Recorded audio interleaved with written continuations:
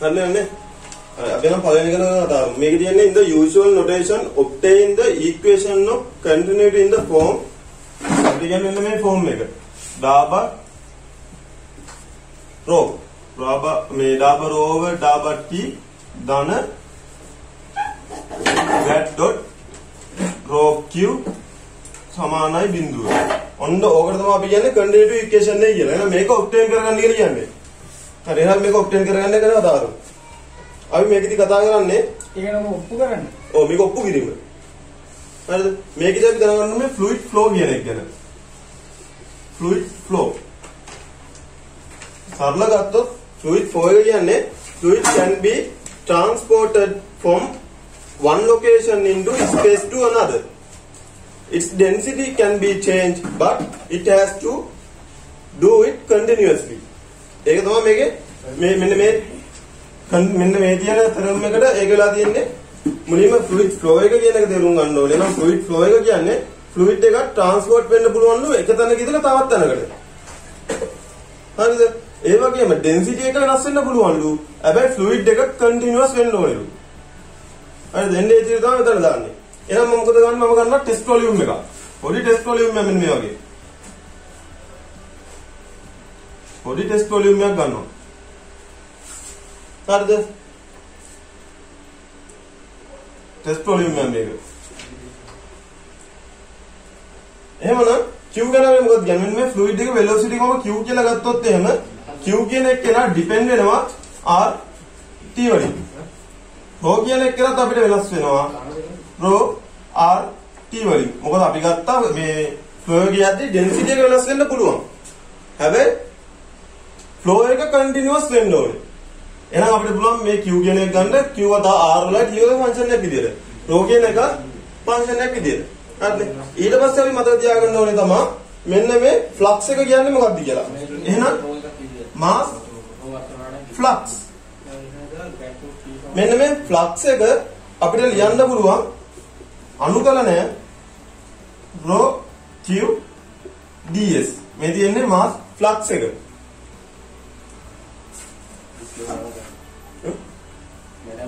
ඔව් mass flux එක අපි හඳුන්වන්නේ දෙන්නේ ඕනම තැනක mass flux එක ඇහුවොත් ඒකට උත්තර මේක. මේ දෙන mass flux එක ඕම මේ දෙන surface integral. මොකද මේ ගන්න ds එක. මේක මතක තියාගන්න mass flux එක කියන්නේ මොකක්ද දුවන්නේ? මෙන්න මේක තමයි අපි ලියන්න ඕනේ. හරිද? එහෙමනම් අපි දැන් කරන්න යන්නේ මෙන්න මේ flow එක continuous වෙන්න බෑනේ. එහෙනම් මොකද වෙන්නේ? මේ තියෙන flux එක සමාන වෙන්න ඕනේ මෙන්න මේ surface එක හරහා ගිය volume එකට. ඒකනේ continuous equation එක කියන්නේ. හැම පැත්තම flow එක continuous වෙන්න ඕනේ.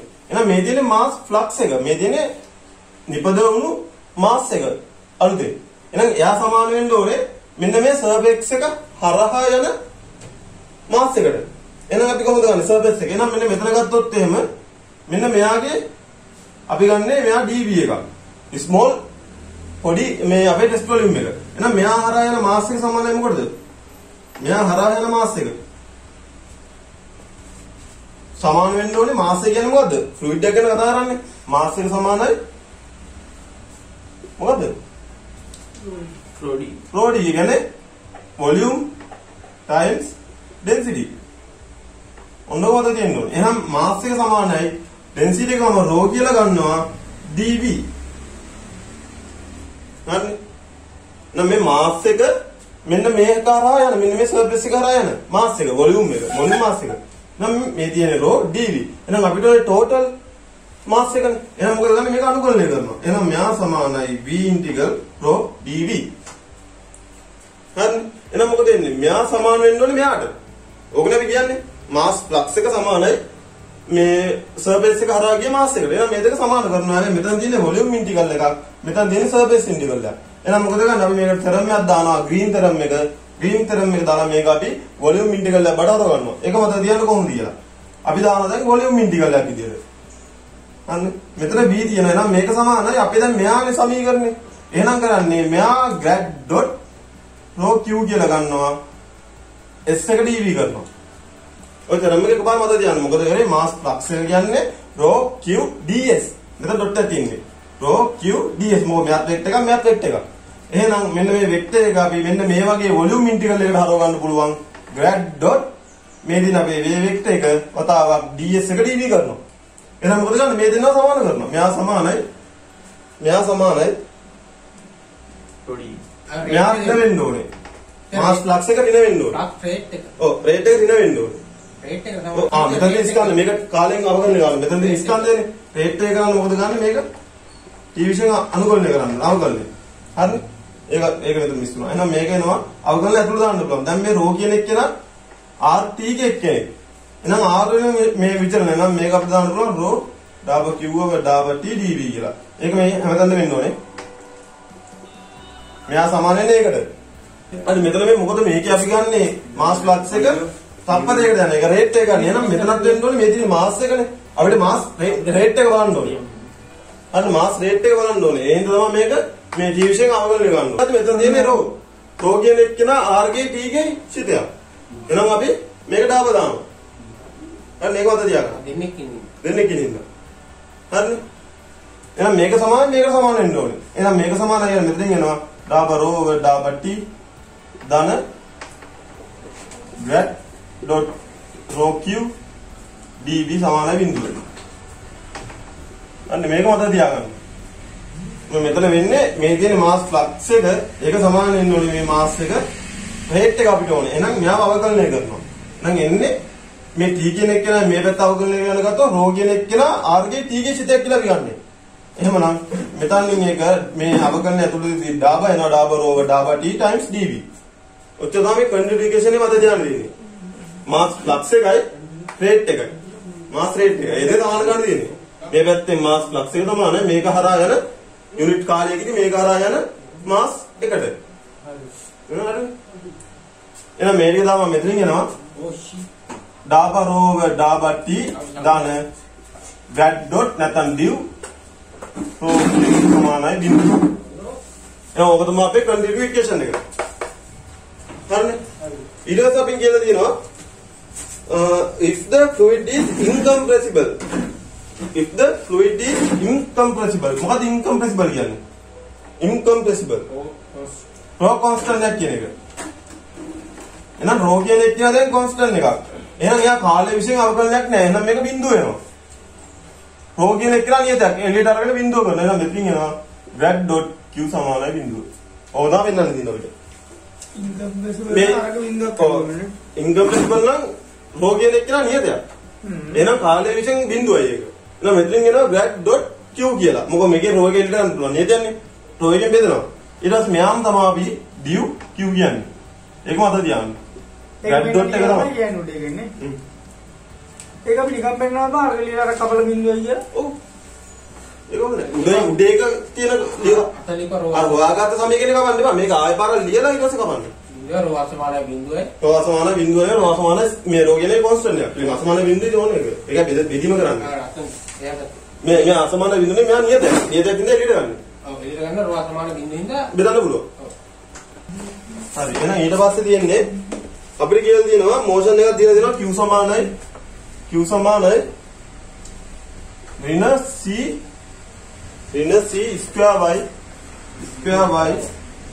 x square plus y square minus 1 c square x square plus y square into minus 1 times 0.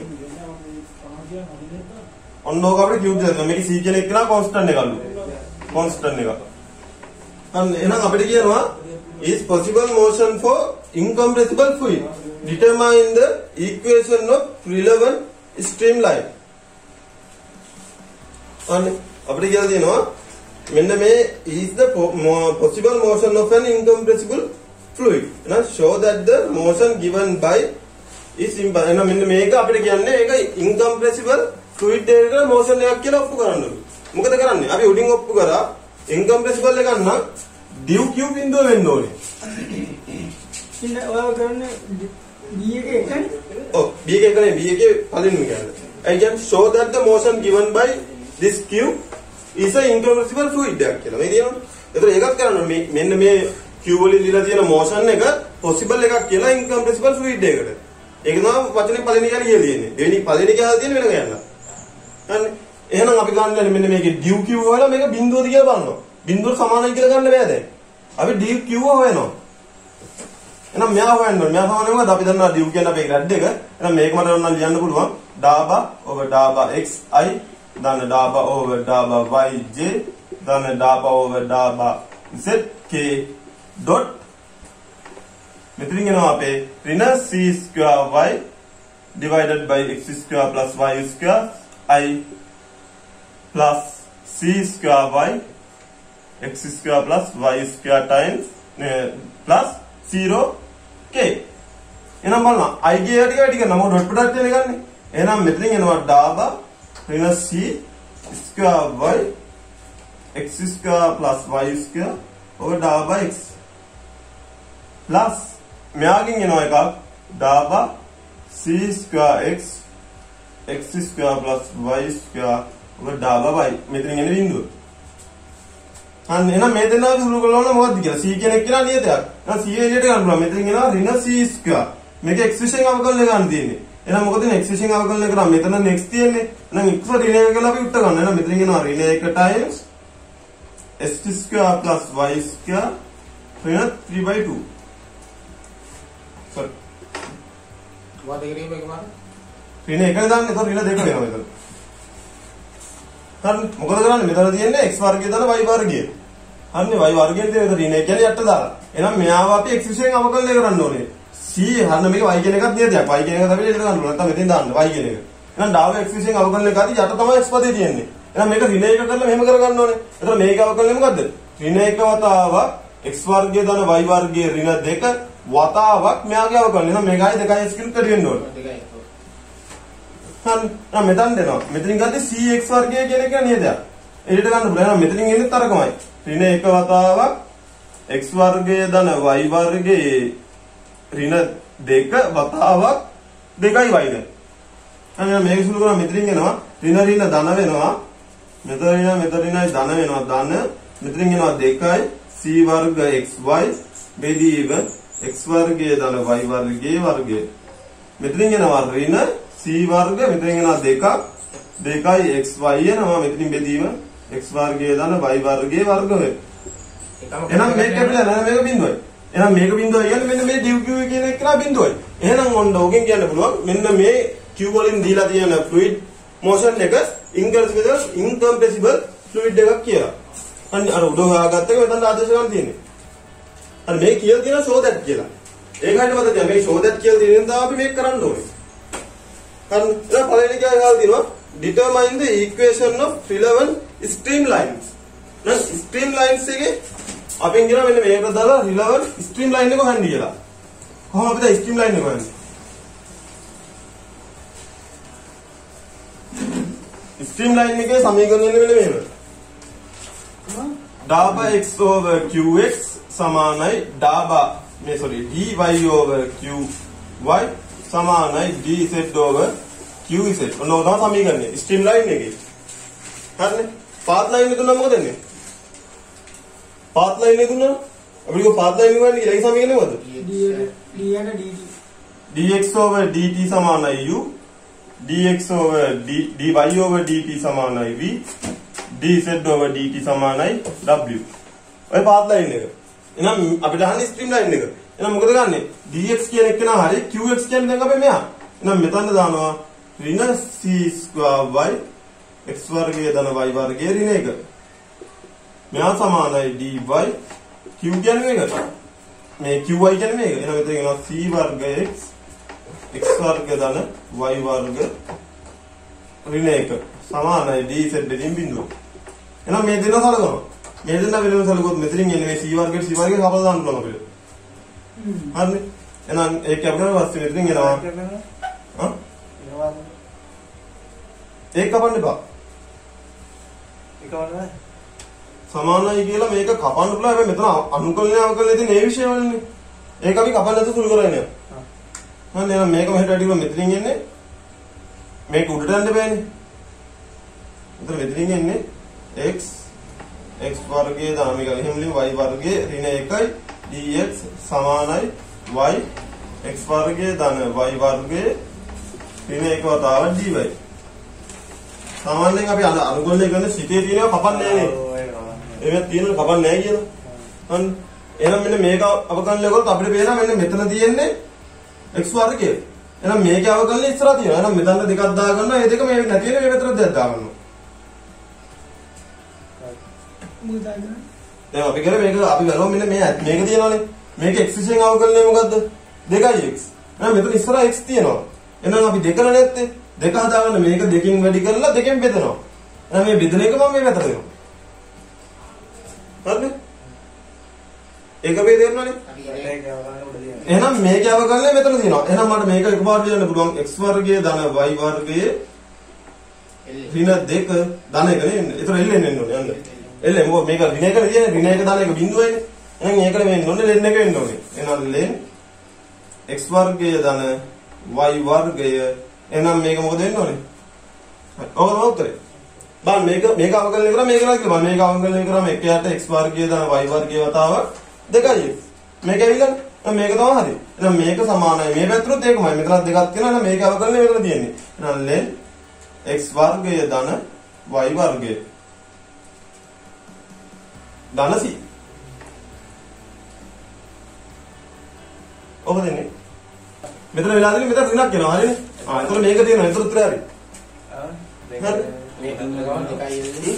විරේණි පුතන් දෙනවා. ඒ මෙතන ඍණක් කියලා නෙමෙයි. මෙතන ඍණ නෙමෙයි මෙතන ඍණ.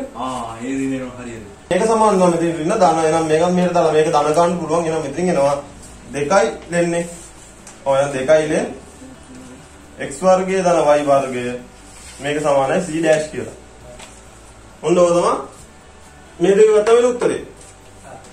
ඔය පූර්ණ වර්ගය ගන්න පුළුවන් ඕන කියලා.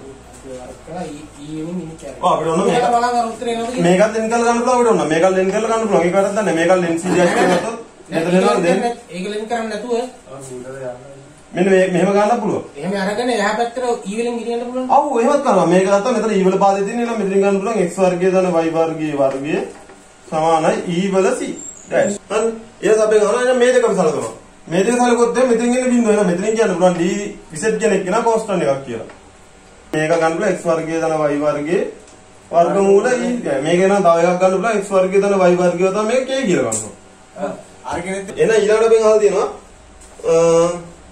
එහෙනම් ස්ට්‍රීම් ලයින් එකේ මොකක්ද උත්තරේ? මෙන්න මේ x වර්ගය ධන y වර්ගයේ k කියන එකයි z is a constant. ඔය දෙක තමයි උත්තර දෙක. හරිද? ඊළඟ show that the motion is a potential kind and find velocity potential. එහෙනම් මෙන්න මේ motion එක අපෙන් අහනවා potential kind කියලා. potential kind කියලා කොහොමද දන්නේ? potential kind කියලා කොහොමද දන්නේ? කර්ව් බිඳුව සමානයි. අන්න. potential kind කියලා අපි තියෙන්නේ සමාන බිඳුව නෙමෙයි. කර්ව් එක හොයලා සමාන බිඳුව එනවා කියලා බලනවා. මම කර්ව් q එක අපි හොයනවා. Curve q. එහෙනම් කර්ව් q කියන්නේ මොකද්ද?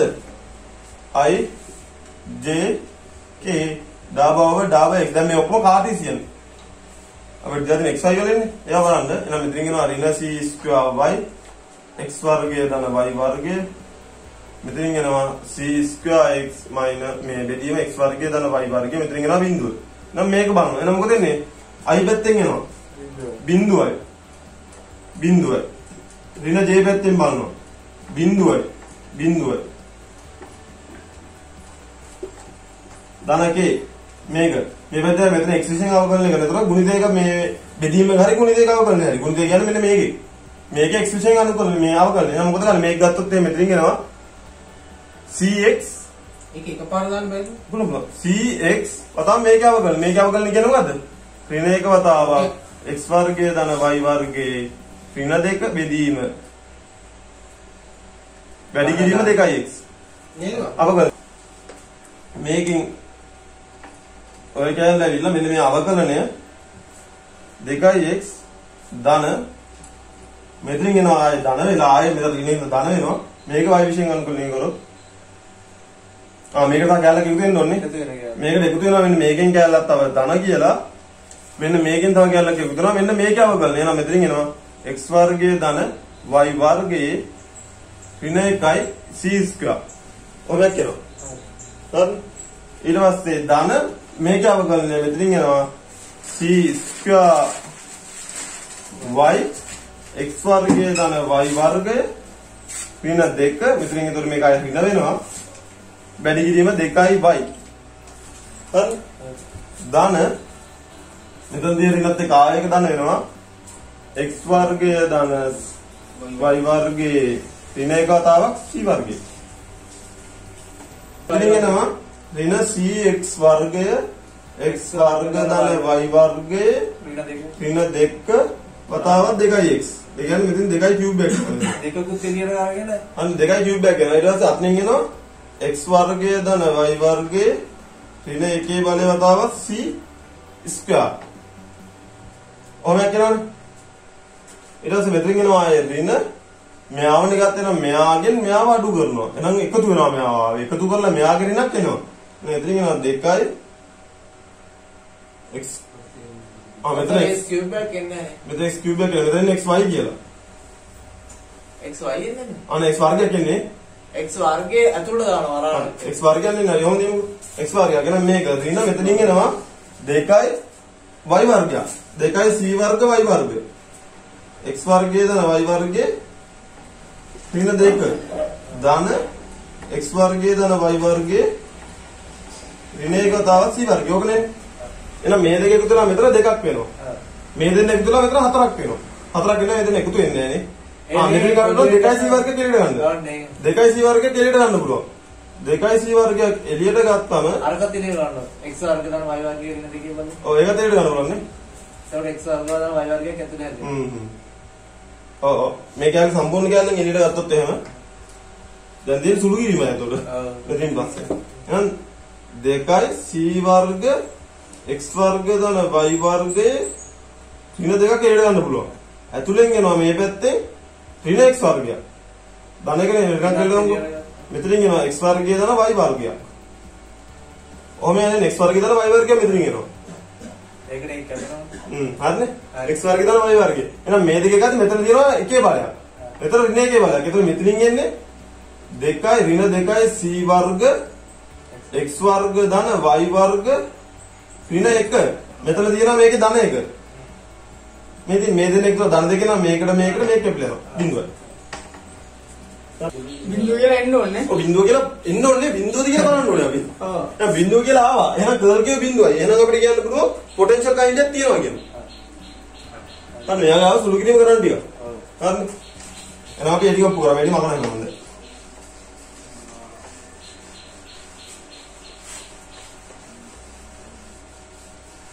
හරිනේ.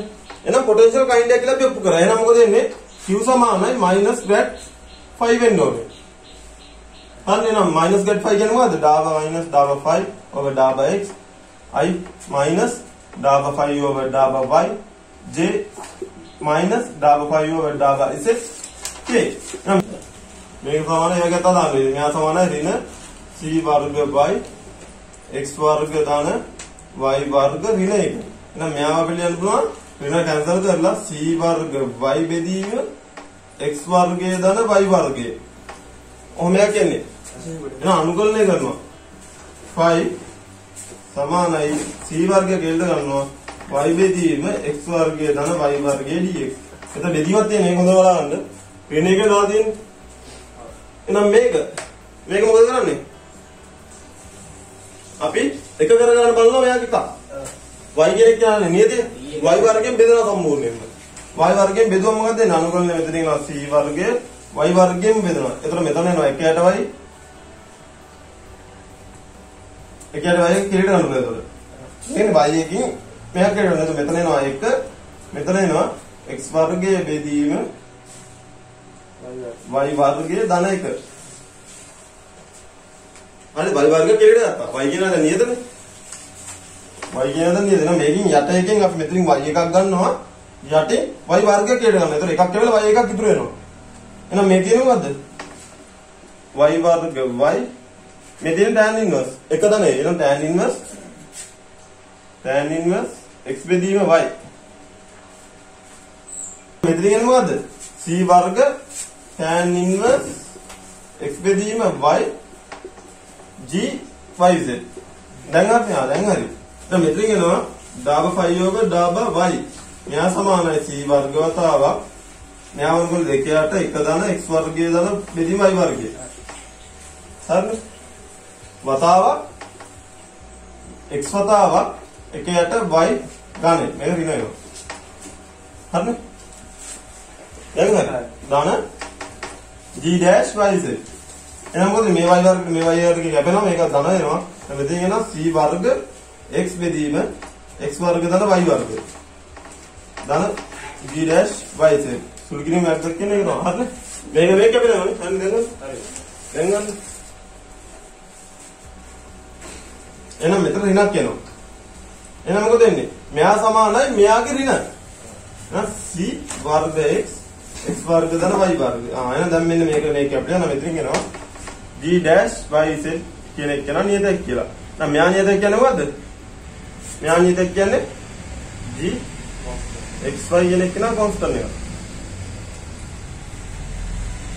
නේද? එවෙන්ද කොන්ස්ටන්ට් එකක් කියලා ගන්න බෑ. මොකද y විශේෂ y මේ z පැත්තක් තියෙනවනේ. z දෙකුත් තියෙනවනේ. එහෙනම් මෙයා ධන h z වෙන්න ඕනේ.